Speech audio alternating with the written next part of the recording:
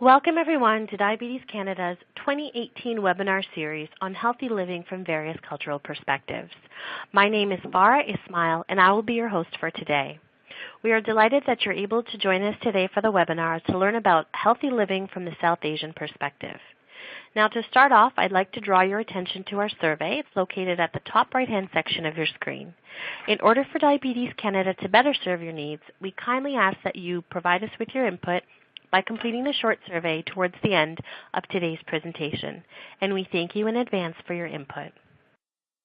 Throughout the presentation, you will have the opportunity to ask questions, and this can be done by simply typing in the Q&A box, which is located to the bottom right-hand section of your screen. Please use this for any questions you have along the way, and our speaker will be happy to answer it at the end of today's presentation. Also note that you're able to customize your screen so you can expand or collapse them as you see fit, and that can be done by simply dragging down the bottom right-hand corner of each of the webinar pods in front of you. Our presentation today will be about 35 to 40 minutes in length, and we'll have about 10 to 15 minutes at the end for questions. I'd like to let everyone know that today's presentation will be recorded and will be made available on our Diabetes Canada website at a later date. I'd like to take a moment to thank our generous sponsors, Novo Nordisk Canada and Sanofi, for supporting our webinar series. Now I'd like to welcome our speaker, Gagandeep Gill, and thank her for joining us today. But before turning it over to Gagan, I'd like to give you a brief introduction. Gagandeep Gill graduated with the BSc in Nursing from McMaster University in 2010. She has been working as a certified diabetes educator for the last 5 years at the LMC Diabetes and Endocrinology Center. She is also a certified pump trainer and works with clients with prediabetes, type 1, type 2, and gestational diabetes, empowering them to self-manage their conditions. Gagandeep feels passionate about diabetes prevention. For more information on Gagan, please read the speaker bio section, which is located to the left of your screen. So, without further ado, I present to you Gagandeep Gill. Thank you so much, Farah, and I'm very happy to speak to everybody on healthy eating tips for South Asians, and I'm very thankful to Diabetes Canada for giving me this opportunity and discuss this important topic with the audience. Thank you. I hope everybody can hear me okay. All right. So here's our agenda. So what are we going to do? We're going to review healthy eating. What does it mean? And we are going to review balanced food plate. And then we are going to review some tips and tricks to choose healthier carbohydrates specific to South Asian culture.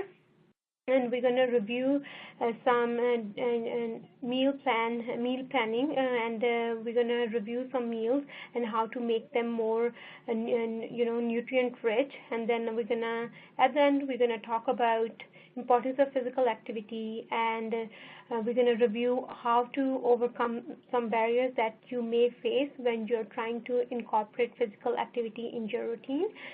So this is our agenda for today. So, I would like you to, ask the audience to ask themselves, why is it important for us to eat healthy? So, the significance of healthy eating is that the food is very important to us.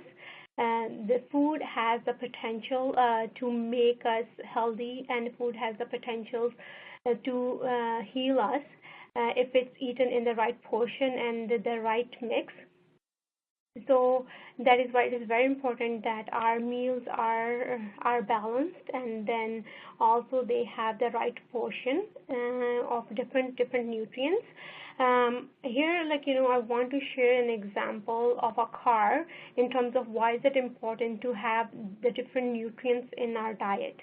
So in order for a car to drive or to function, the car needs a couple of things. The car needs gas, car needs windshield fluid, and So a car is non-living, and being non-living, still needing different things for it to be able to function. It's the same thing for us as human beings. Our body needs different nutrients for it to be able to function well. So that's what we mean by having a balanced diet, having a balanced meal, and that means that. It needs at least 4 different types of food groups in our meal, so that we get all the nutrients that our body needs to be able to function, to stay healthy. And when we eat our meals which are balanced, it helps us manage our health conditions if you have one, and it will also help you to maintain a healthy weight, and also if you have diabetes, it will help you to manage your diabetes well as well. So here I would like to review a typical South Asian diet. As you might be familiar with that, our main chunk of diet is carbohydrates. It's carbohydrate-rich diet, which can consist of rotis, naans, and rice, potato, and we would have a little bit protein in the form of meat, chicken, fish, eggs, tofu, beans, lentils, nuts, and then a small portion of vegetables. So the problem with the main, the South Asian diet is that it's heavily based on carbohydrates.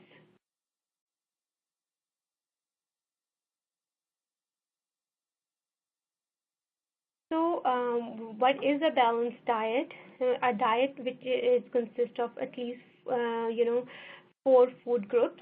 And so here is a plate. It's called a balanced plate. You may have seen it before. So what you want in your meal for lunch and dinner, especially vegetables, carbohydrate, protein.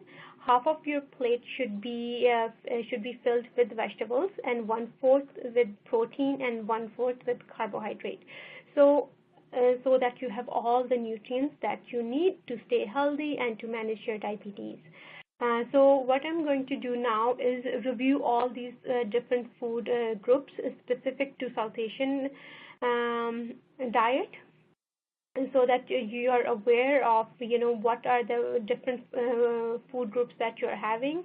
And if you're aware of all the different food groups, you can make sure that you have them in your meals.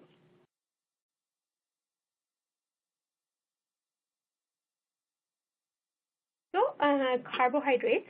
Carbohydrates are the food which give us energy. So usually I tell my clients that when we eat food for a bigger purpose. We just don't eat food to fill our tummy or to satisfy our hunger. We eat food to nourish our body, because our body need all these nutrients to keep us healthy.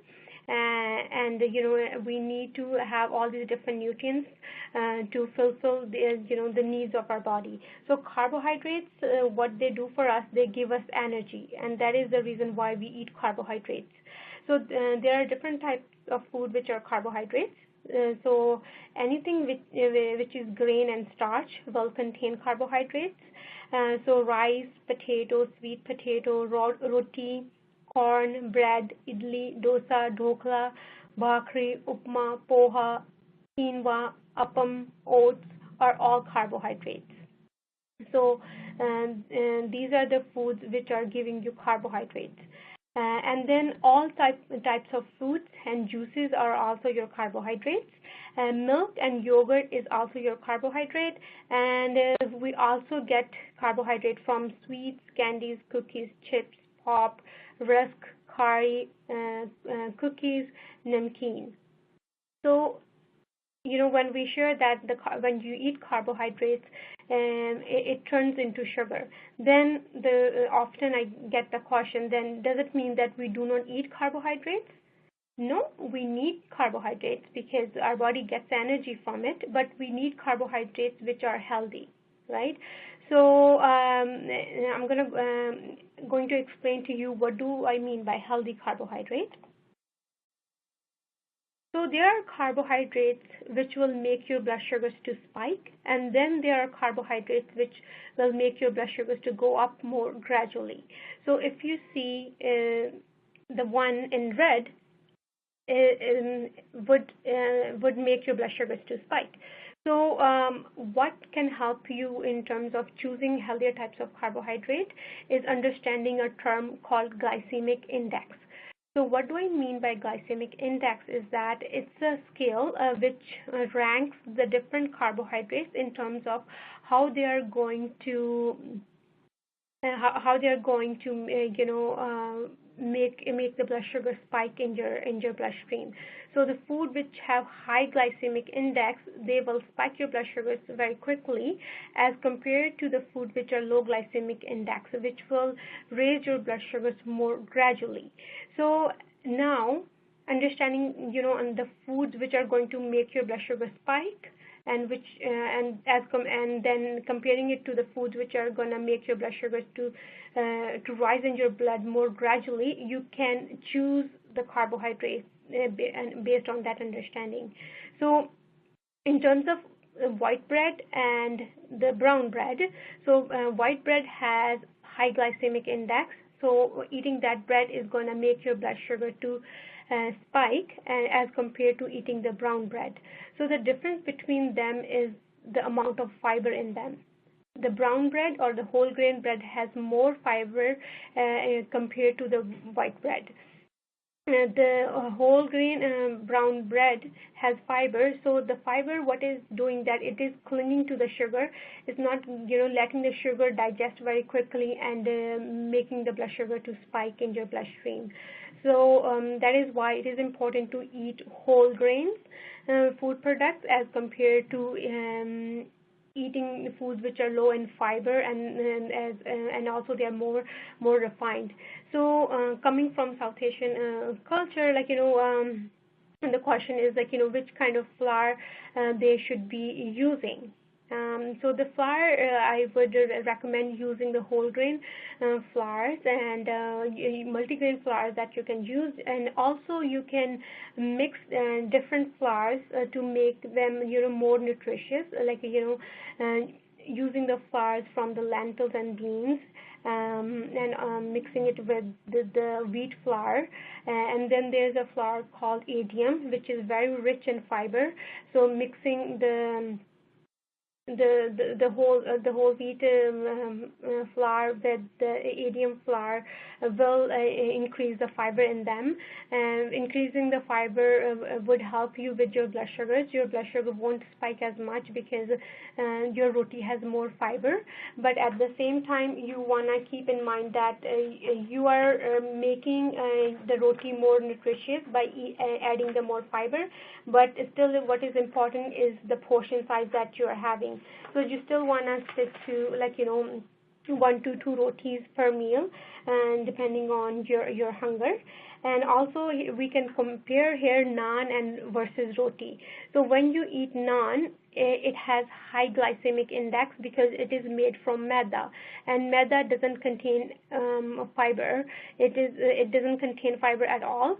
So that is why when you eat naan and your blood sugar spikes. And also a naan has a lot of saturated fat in it because sometimes people use a lot of oil or ghee to make it.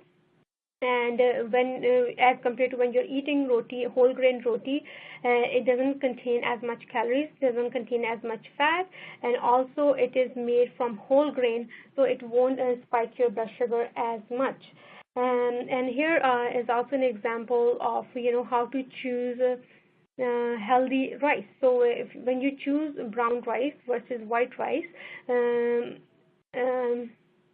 the white rice has high glycemic index. It doesn't contain as much fiber, so you would see a high spike in your blood sugar as compared to the brown rice, because the brown rice has more fiber in it, so you would see that your blood sugar doesn't spike as much compared to the white rice. And another example is eating fruit versus drinking juice. So when you drink juice, it's going to spike your blood sugar. because it has a high glycemic index. Juice doesn't contain much fiber in it, so there's nothing for the sugar to be clung to, so it is digested very quickly and the sugar spikes after drinking the juice. But if you choose to eat a fruit, the fruit has fiber in it, so it will have lower glycemic index as compared to the juice. So that is why we recommend having fruit instead of drinking juice. And also, when we drink juice, it will contain more calories and more sugar as compared to having the whole fruit.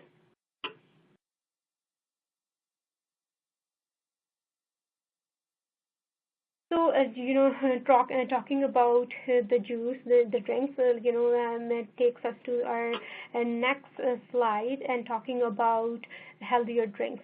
As you know that, the fast food restaurants have different variety of sugary drinks, and they do taste good, but they are also very rich in calories, and they're also very rich in a sugar content, and they are empty calories. So what do I mean by empty calories is that they add calories to your diet, but they do not really add any nutrient value to your meal or to your body.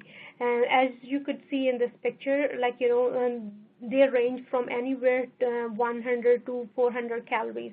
When we drink these drinks, we don't get any satisfaction. So that is why it is not recommended to have these drinks, and they have no place in Canada's food guide, because they do not really add any nutrient value to our meals and to our body. So that is why it is important to limit these drinks and be careful about having these drinks. And as I said, they are also very high in sugar. So please, when you choose these drinks, look at their caloric content, and always look at the amount of carbohydrate that you might be consuming, because that small amount of sugary drink that you're going to have, it might have the equivalent calories of a meal.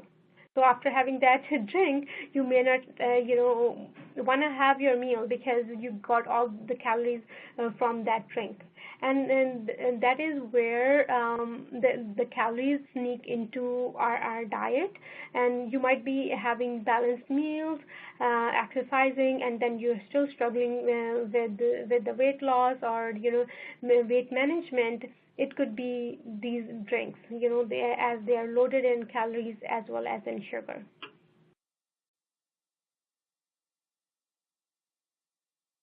The next thing I would like to talk to you about is a term called portion distortion.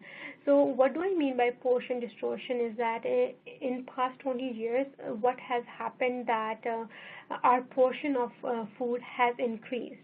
So if we look back at 20 years ago, our coffee used to be 8 ounce with 45 calories.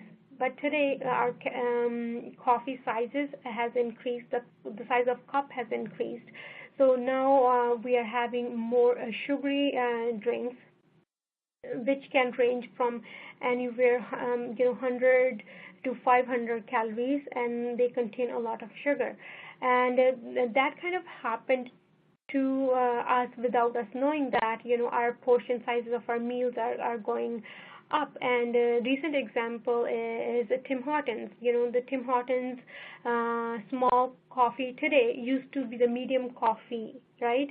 So if somebody is being born today, they are being born with the concept of that small coffee being the medium. So that, and the portion distortion is very true, and with that, like, the size of our meals have increased and the portion sizes have increased, so we are consuming more calories, and with the more caloric intake, we might face a struggle or a problem with our weight. So just very, very important to know what is the right portion size of the certain food that you need to consume. Is very, very important. So let's review the right portion size for different foods that we need to have. So in terms of carbohydrate, what we recommend is having 1 fist full of carbohydrates or 1 cup of carbohydrates. So 1 cup of rice or 1 cup of cereal. If you're having roti, having 1 to 2 rotis per meal, and if you're having idlis, you can have 2 to 4 idlis per meal, and you can have 1 to 2 dosa per meal as well. In terms of going back to the concept of a glycemic index, you can increase the nutrient value of your carbohydrate by adding different food groups into your meal. So for example, when you're making rice, you can make the rice with vegetables, so add a lot of vegetables. And also, like, when you're making rice, you can put masoor lentils in your rice. That way you're getting more fiber and as well as more protein when you're making that combination. And so when you're cooking, you can experiment with different foods to combine them to increase the nutrient value of your dish. So here, like, what I have is masoor pulao, which is basically black masoor lentils with the rice.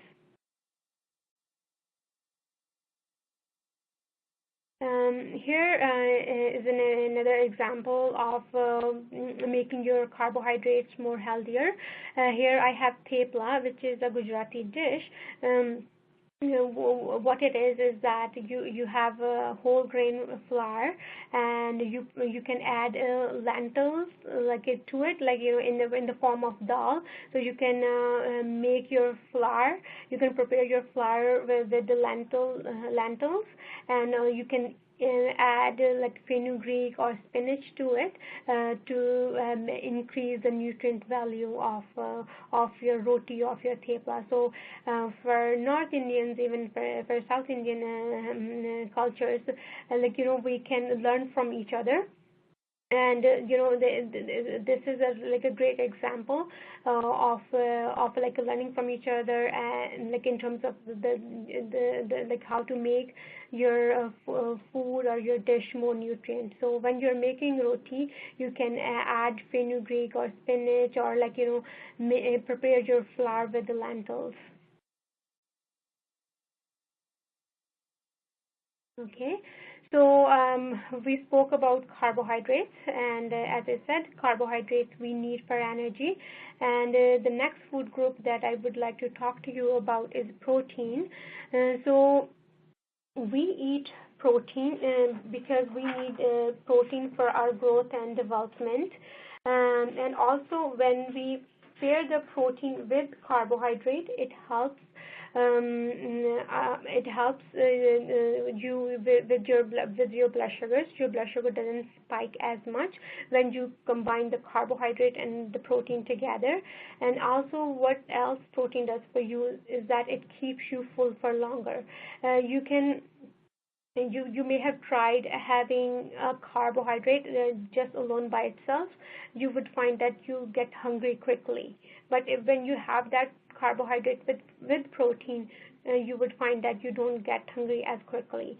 So I would encourage you to always pair your carbohydrate with the protein so that your blood sugar doesn't spike as much, and as well as it keeps you full for longer.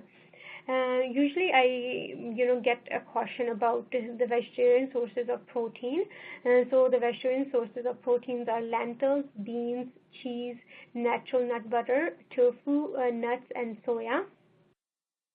So the non-veg sources of protein are meat, fish, chicken, egg. So in terms of choosing meats, we recommend that you choose leaner meats, and so avoiding the organ meat and the red meat, choosing the white lean meat is recommended, so that you're not consuming a lot of saturated fat. And also we recommend having fatty fish at least 2 times per week, so that you can get your omega-3s from the fatty fish. So what is the right portion size of the protein?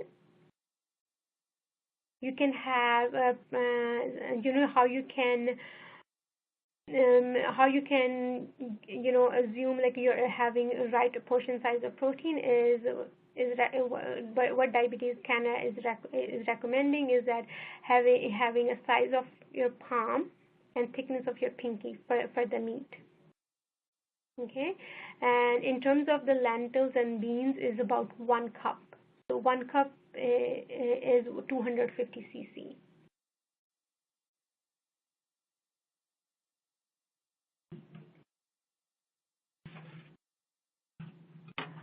In terms of our next topic or the slide is vegetables. Vegetables are a very, very important part of our diet. And they are your lettuce, tomato, cucumber, okra, eggplant, cauliflower, green pepper, lettuce, broccoli, green beans. So all these foods are your vegetables. They give you vitamins and minerals, and they add bulk to your meal, as well as they give you fiber. So it's very, very important that you have them in your meal, and how much vegetables you want to have is about 2 handfuls.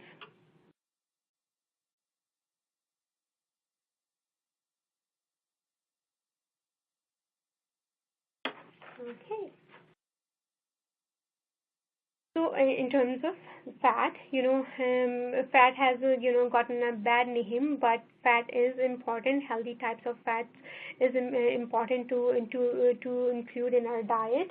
So the fats, they help you absorb certain vitamins, and then they also help other nutrients to do their job. And wall of our body cells is made from fat. So it is important that we have healthier types of fat in our diet. And in terms of choosing the fat, it is recommended that you can get it from the nuts and the fish, avocado, and the oils. And also, again, it is important the portion size of the fat that you're including in your meal. So Diabetes Canada recommends have about 1 teaspoon of added fat in your meal, which can be a tip of your thumb. So so that you are eating the right portion of fat. So in terms of South Asian culture and choosing healthier types of fat, we recommend that if you want to cook with the oil, or you want to you want to choose canola oil, and you can use olive oil for cold use. And also what I'm going to do, I'm going to share some cooking tips so that you don't use a lot of oil when you're cooking. So let's go over some of the cooking healthy cooking methods, so that you can limit the use of oil when you're cooking. So in South Asian cooking, we end up using more oil because we maybe we cook the food for longer, and we are trying to prevent the food from getting burnt. So that is why, we use more oil. So here are some tips which will help you to limit the amount of oil that you're using when you're cooking. So what I would recommend, use spoon when you're adding the oil instead of pouring it directly from the container, because when we're just pouring it from the container, we are not quantifying it. But if you are using a teaspoon, then you can measure it out and put the right amount, and so that you're not end up over pouring it into the pan. And also, I recommend you to use non-stick pans, so that you don't have to use a lot of oil to cook the food, as well as give it a try to other cooking methods, such as baking, roasting, and grilling. Here's another tip, which is very, very helpful, is that you can steam your vegetables to partially cook them, so that you don't have to use a lot of oil while you're cooking them. And what else can help you is putting a pinch of salt in your onions while you're making the tadka, while we are frying the onions, so that the onions can get cooked in their own water, instead of adding more oil to the dish when you're cooking it. And also, another tip to reduce the amount of saturated fat when you're cooking certain dish, such as dal makhani or butter chicken. I would recommend substituting the cream with the yogurt and the milk mix, instead of using the cream, because cream, as you know, is very high in saturated fat. And also, I think in South Asian culture, so what we do is that after cooking, we like to put or add butter or ghee into our dish, or the roti. I would recommend that not to do that, because this is the way how the extra calories sneak into our diet without us knowing. Again, overall, you might be eating healthy and balanced meals, but if you're adding ghee or butter to your dish, or to the roti after you have made it, you're just adding more calories. So just to review the portion size of the different food groups. So what we recommend for the carbohydrate is about 1 fistful. So these pictures would help you to know if you're having the right portion of that food group. And then for the vegetables, you want to have at least 2 handfuls. And for the protein, size of your palm and thickness of your pinky. And if you're having dal or lentils, beans, you can have about 1 cup. For added fat, it should be size of your it should be the size of your fingertip, and also just making sure you have these right portion size of these different foods in your meal, so that you get all the nutrients that you need to be healthy. And also, Canada's food guide recommend the dairy products, which can be your milk, your yogurt, and your lassi. And you can also add fruit to your meal. If you don't feel like having fruit with your meal, you can have that as part of your snack as well.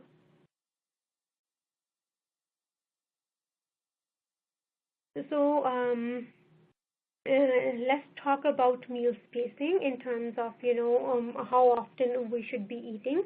So Diabetes Canada recommend that we have our meal every 4 to 6 hours, and not going without eating more than 5 hours.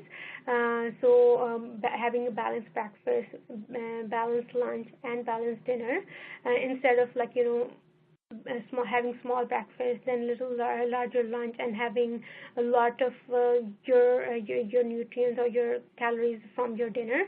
So what we recommend is having balanced breakfast, lunch, dinner, 3 meals in a day, about 4 to 6 hours apart. And if you're going without eating more than 5 hours, we recommend having a snack. And also here, what I would like to talk to you about is mindful eating. So, when you're having your meal, make sure that you are not distracted, because when we are distracted, we end up eating more.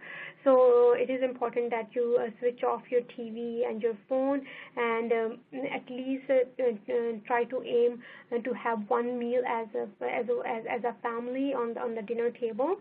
It is important time, or it is important to have the meal together, because it is a time that you can bond with your family members. And also, if you have younger kids at home, it is a perfect time to show them what is healthy eating. And if the kids, they get into the habit of having balanced meal as children, it is the higher is the chance that they will continue to have balanced meal and continue to practice healthy eating for the rest of their lives.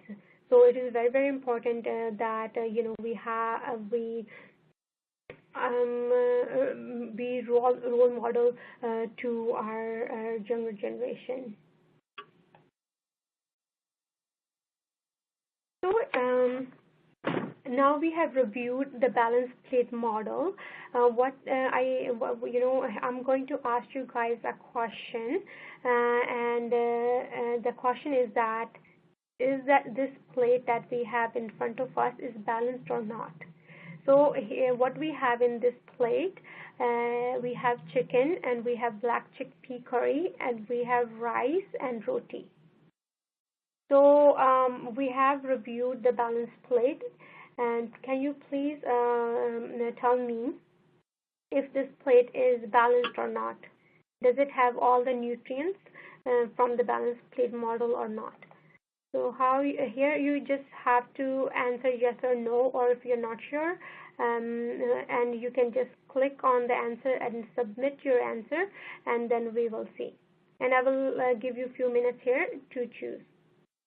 So just to review, so here we have a plate with black chickpeas, chicken, rice, and roti. And please look at this plate and tell me if it's balanced or not. Oh, wow. Very good, very good. So yes, most of you guys have picked no. So I agree, that is the right answer. It's not balanced. So what I'm going to do is I'm going to go through the real life pictures of different meals and review all these meals if they are balanced or not, and also give you ideas about how to balance your own meals. What I find with South Asian diet that we have all the different nutrients, but it's just that we don't have the right portion size. So that's where we need to work on. So here we have the chickpeas, and then we have 1 cup of rice, and then we have broccoli. So looking at this plate, it is balanced. We have the chickpeas as a protein, and we have 1 cup of rice as carbohydrate, and then we have the broccoli for the vegetables. Here, if you want to add milk or lassi or yogurt, you can, and you just what you have to do is reduce the amount of rice you're having, so that you can include the dairy products here. So maybe you can have do 1/3 cup of rice and have apple, or 2/3 cup of rice with the lassi or with the yogurt. And the yogurt that you want to have, you can have 3/4 of a cup of a yogurt, or you can include raita as well. Here we have 1 roti, and we have chicken, and we have salad, and we have eggplant curry. So we are getting our carbohydrates from roti, and we are getting our protein from chicken, and we are getting our vegetables from the salad and from the eggplant curry. So again, we do have these curries, or the dish, and what it is that it's just about having the right portion. Just making sure half of your plate is vegetables, 1/4 protein, and 1/4 carbohydrate. Another example of balanced meal, we have vegetables, zucchini curry, and then we have lentils, we have yogurt, and we have roti made from whole grain flour. So, and this is balanced as well because we have about 2 cups of vegetables, and we have 1 cup of dal, and we have two whole grain rotis with yogurt. So it is a balanced meal. You get all the nutrients that you need from all the different food groups, from vegetables, protein, and the carbohydrate. Here is the example of balanced breakfast. So, if you don't feel like having vegetables with your breakfast, what I would recommend to ensure that you have carbohydrate and protein with your breakfast. So here we have 2 slices of whole grain bread with slice of cheese and with milk. So you have the carb and the protein, and having the whole grain carbohydrate and having the protein with it will help your blood sugars. It won't spike your blood sugars as much as compared to just having the bread by itself.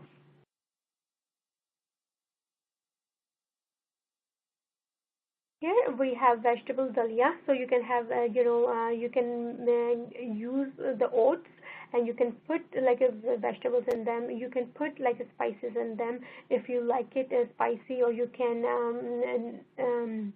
make the oatmeal just by boiling it with milk, and you can put cinnamon to give it a taste. You don't always have to use the sugar to give it taste. You can use different herbs to give a taste to your dish. And here we have vegetable dalia. So again, we can learn from each other. We can learn from different cultures to how to incorporate healthier ways of using different foods to make our dishes, our foods more balanced.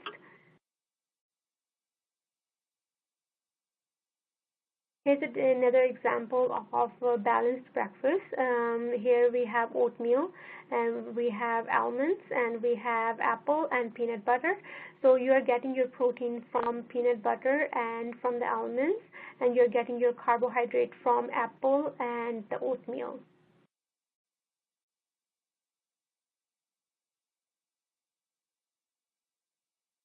So what I would like to review next is the snacks. As you know that the South Asian snacks contain a lot of fat, and they also contain a lot of salt. So I'm going to review some of the healthier healthier snacks that we can include in our day-to-day routine. So the common snacks that we have is namkeen, or we will have glucose biscuits, tea biscuits, or cake rusk. I want to let you know that they do contain a lot of calories because they contain a lot of fat in it, and also they are made from simple carbohydrates, means the type of carbohydrates which don't contain as much fiber. If it doesn't have fiber, it will spike the blood sugar. Instead of having these snacks, what can you have instead of these snacks? You can have roasted chickpeas. You can try 1/4 cup of nuts. You can even try hummus with veggies, or you can try 3 cup of ear popcorn, or you can have 1 serving of fruit. You can have sprouted lentils. And you can get very creative with the sprouted lentils and beans, and I'm going to show you some pictures of that so that you can get idea and you can try it yourself. So here, like we have pictures of sprouted lentils. So you can sprout the green moong dal, and you can make the chaat out of it, and you can add some garam masala to it, and you can add cranberries to your moong dal, and you can have that half a cup as a snack. But if you want to include that in your meal, you can have 1 cup of that. And also you can use the black chickpeas for the snack as well as as part of your meal as well. So for the black chickpeas, the snack that you can make is that you can boil it, and you can put small amount of oil, and put some garam masala, and put the black chickpeas, and have the black chickpeas prepared that way. And with the black chickpeas, it's giving you the protein and the carbohydrate and the fiber.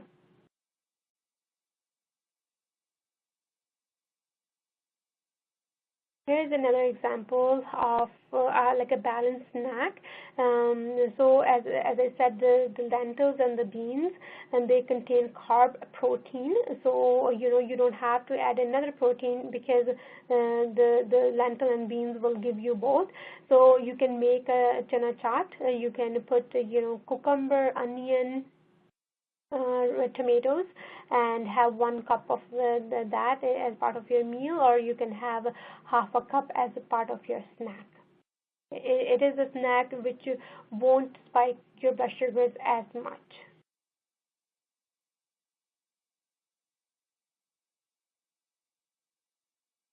And here is when I was talking about experimenting with cooking. So the idlis, as you know, that it's made from rice and urd dal.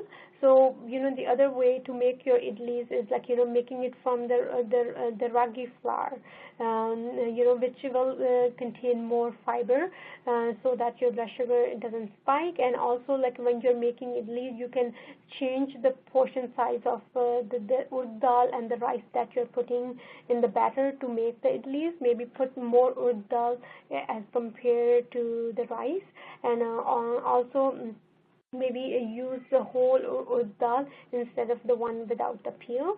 And also here, it's balanced snack. It contains carb and the protein.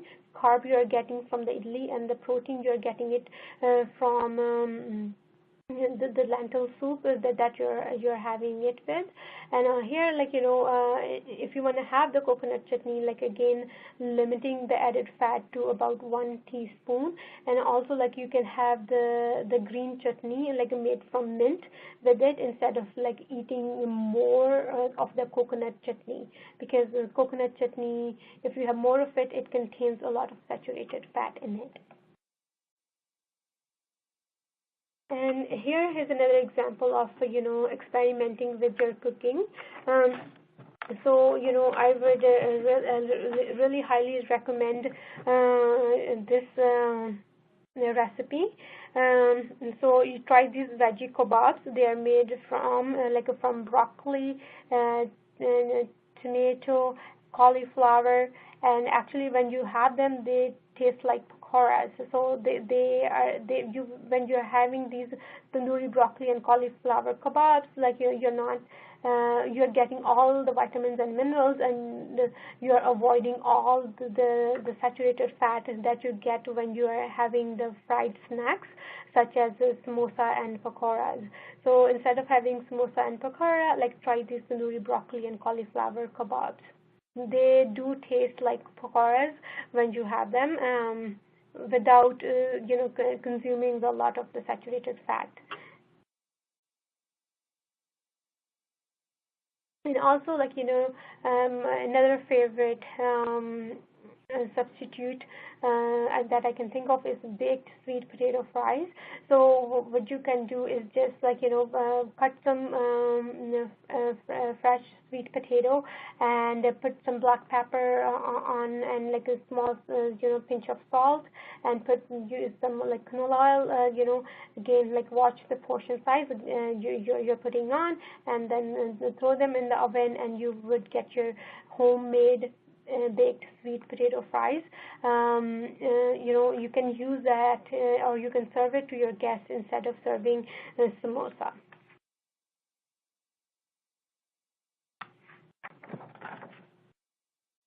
All right. So I hope everybody is enjoying the presentation. So the next, now I'm moving on to the next topic.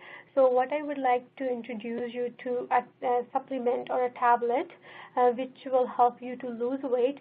It will help you to strengthen your bones. It will help you to improve your blood pressure. It will help you to lower the rates of heart disease and cancer, and also it will help you to boost your energy, and it will help you to reduce stress as well. And the name of that magic pill or the supplement is physical activity. So again, it's very, very important to incorporate physical activity in your routine because it has a lot of benefits to us. So in terms of exercise, how we recommend having the different types of food. We recommend, incorporating different types of exercises in your routine. So we recommend stretching, aerobic, and resistance exercises. So stretching can be the yoga moves, that you can learn, and other like simple stretching exercises. And you can do the stretching when you wake up in the morning. Right, so when you're awake, you can like stretch in your bed, and when you get out of the bed, like you can do it right there and then. And then we recommend aerobic exercise. Aerobic exercise, are also called cardiovascular exercise. It's the exercise where you're going to exert energy, and where your heart rate is going to go up and your breathing rate is going to go up. And what type of exercises are called aerobic is running, biking, running on the treadmill, brisk walking, dancing. If you're doing bhangra, that is also aerobic exercise. If you're doing garba, is also aerobic exercise.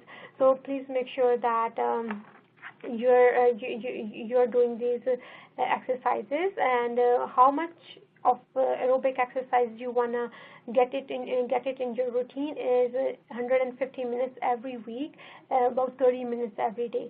So what else I wanna review here, that if you haven't been active and you're thinking of incorporating exercise in your routine, please speak to your family doctor, and just to make sure that it is safe for you to exercise. In terms of your heart health and overall health, it's a good idea to speak to your family doctor and make them aware and get the get-go from your family doctor.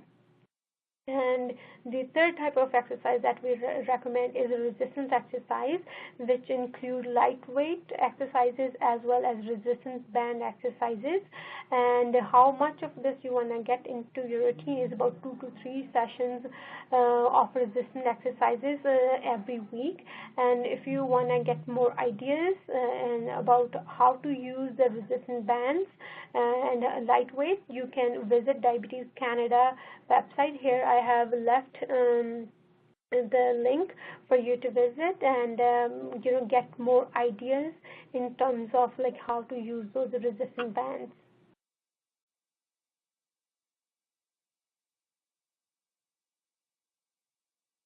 If you have been thinking of incorporating physical activity in your routine, I would like you to ask yourself a question: is that how likely is that you are going to follow through that goal that you've been setting, that you want to incorporate physical activity? And I want you to rate yourself on the scale of 1 to 10. In terms of how confident that you feel that you will be able to incorporate that activity in your routine. And if your score is less than 7, then that means there are chances that you may face some hurdles or some barriers falling through that goal. And what we're going to do now is we're going to talk about all those barriers that you may follow and share some tips with you to help you to resolve those barriers. So you might find that you don't have time for exercise. Here I want to share with you that every minute of physical activity counts. You can start with 5 to 10 minutes of exercise at a time, and you would see the benefit, and that number will increase. And where else you can sneak out the time is you can wake up 15 minutes early or 30 minutes early and do your exercises in the morning when you wake up, or also you can do exercise at work during your lunchtime, and maybe you can rope in your one of your colleagues to do it with you, so that you can encourage each other. So again, every minute counts. So even if you're starting with 5 to 10 minutes, it's great. So don't get discouraged that you have to start with an hour or like 30 minutes. Start with 5 to 10 minutes. That is a good start. Another barrier which come up, that we cannot afford gym. So it's not necessary like that you have a gym membership or personal trainer for you to incorporate physical activity in your routine. You can go for a run, you can dance, you can go for a brisk walk, which won't cost you any penny. So please make sure give a thought to these ideas. You can put like a song on TV and dance to that, then do bhangra or do garba, right? All these things don't cost you anything, but they would give you a lot of health benefits. And sometimes we don't feel like exercising. Let me tell you that, when you start to exercise, it does make you feel good, and then when you're doing it, you want to do it more, and also doing it with a friend or with a family member. And another barrier that you may come across is that you're afraid of having low blood sugar when you're exercising. So what I would recommend is that if you eat regular meal and you're monitoring your blood sugar, your chance of going low is reduced.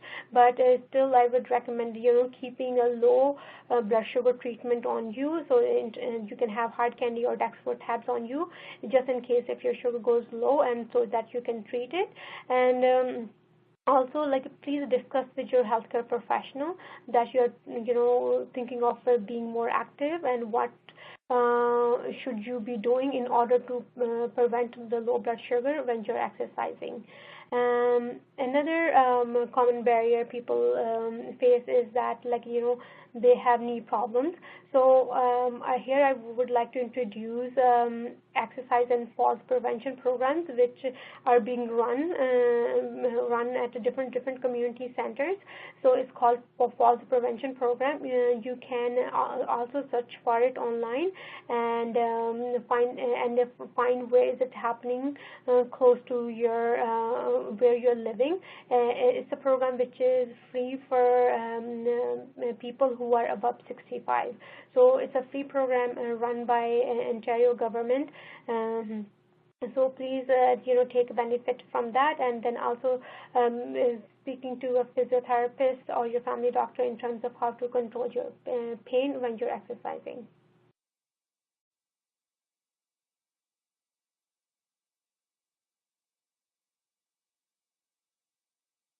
Here are some resources that I would like to share with you. You can visit Diabetes Canada to get more information about diabetes and healthy eating, as well as Unlock Food, which also has great recipes about how to make your balanced breakfast, lunch, and dinner, as well as it has and South Asian specific information as well. So does the Dietitians of Canada. They also contain a lot of good information about healthy eating, as well as specific to South Asian culture. And as you can also visit Stop Diabetes Foundation.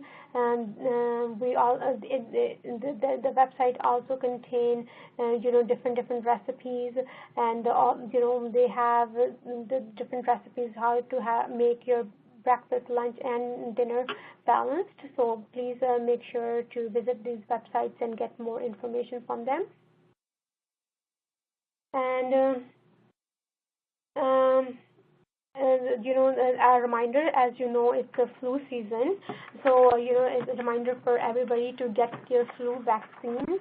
As you know that, when a person has diabetes, their immune system do get affected, and it is found that in the studies that adults and children with diabetes are at an increased risk of getting flu-related complications and being hospitalized due to these complications. And in the studies, it is being found that if people get flu vaccine, their risk of getting flu-related complications do go down. So people get a lot of benefit from getting the flu vaccine. So please make sure you get your flu vaccine, and also please encourage your family and friends to get it too, so that they don't pass on the flu to you. So please make sure you get your flu vaccine. So I really enjoyed sharing all the information with you guys. Now I will pass on to Farah, and Farah can take it away from here. Thank you. Great. Thank you so much, Gagan. You've definitely provided us with a very thorough presentation on information on how to lead a healthy lifestyle from the South Asian perspective. I did want to take a quick moment here to thank our generous sponsors, so both Novo Nordisk Canada and Sanofi, for supporting this webinar series. And with that, folks, we do have, we'll take a couple minutes here for questions. I've seen some really great questions come in, and I do apologize. Just want to be mindful of everyone's time, and I don't believe we'll be able to get to everyone's questions today. But again, we're happy to answer them if you send us a quick email at webinars@diabetes.ca. So with that being said, Gagan, our first question here is there a recommendation on how often I should eat? Would you recommend it to be every 2 hours, or was there a different recommendation? So what Diabetes Canada recommend having your meal every 4 to 6 hours apart, having balanced breakfast, lunch, and dinner. So there's no recommendation of eating every 2 hours. Great, thank you for that. Our next question here is, at the grocery store, I see cookies as being advertised as sugar-free. Does that mean they have no sugar? So sugar-free means like they haven't added the sugar, but the cookies are made from the flour, and as I said, the flour will contain the carbohydrate. So it will raise the blood sugar because the sugar will be coming from the grain. And our next question here is there a list of glycemic index foods specific to like South Asian foods?